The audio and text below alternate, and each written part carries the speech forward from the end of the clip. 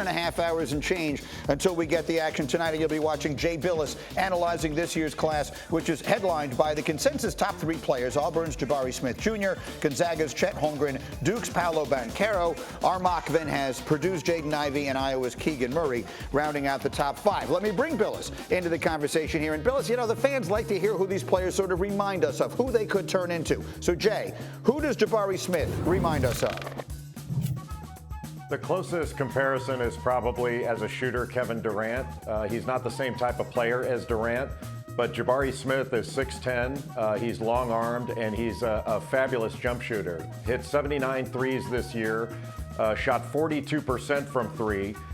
He can make them off the catch, the dribble, fadeaways, turnaround jumpers. He's got a Dirk move, you name it.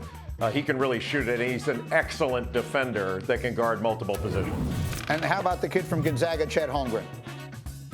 You know, there's nobody really like him, Greeny. He's truly unique, but I would say he's a little bit like Kristaps Porzingis with his ability to shoot the ball from the perimeter. He's a 40% three-point shooter, but he's also a baby Giannis with his ability to handle it in transition, to get downhill, and to finish around the basket. I mean, he's got game-changing ability. Chet Holmgren, if he reaches his potential, he's a big-time talent.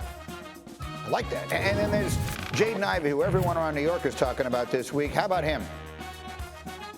Incredible explosive speed, especially in the open court and in transition. He's got an amazing first step. He reminds me, with that speed and explosiveness, a little bit of Ja Morant, but he's got the length of a Dwayne Wade. He's got a long wingspan. He's tall. He can elevate. Pretty good out of pick and rolls. He's got to improve his reads there, and I think he can improve as a defender. But there's no doubt that he's a prototypical NBA wing with that explosiveness and shot creation. So interesting thing happened overnight. The odds shifted on who was going to be the #1 pick in the draft. Jabari Smith was the favorite yesterday. Now suddenly Paolo Banchero is. Quickly, Jay, if you had to bet on one player in this draft to elevate a franchise, who would it be? Well, I think the top four, you know, we mentioned Jaden Ivey, I would throw in there along with Holmgren, Smith, and Banchero. I think those are the game changers. But if Holmgren reaches his potential, he has the highest ceiling and the most potential for greatness in the modern NBA. And I don't make that baby Giannis comparison lightly. I think we can see even more from Holmgren. He's a magnificent ball handler. He can pass it. He's a big-time shot blocker. The only thing that gives you any pause in sort of my old school Neanderthal basketball brain is his body doesn't look like an NBA body of old.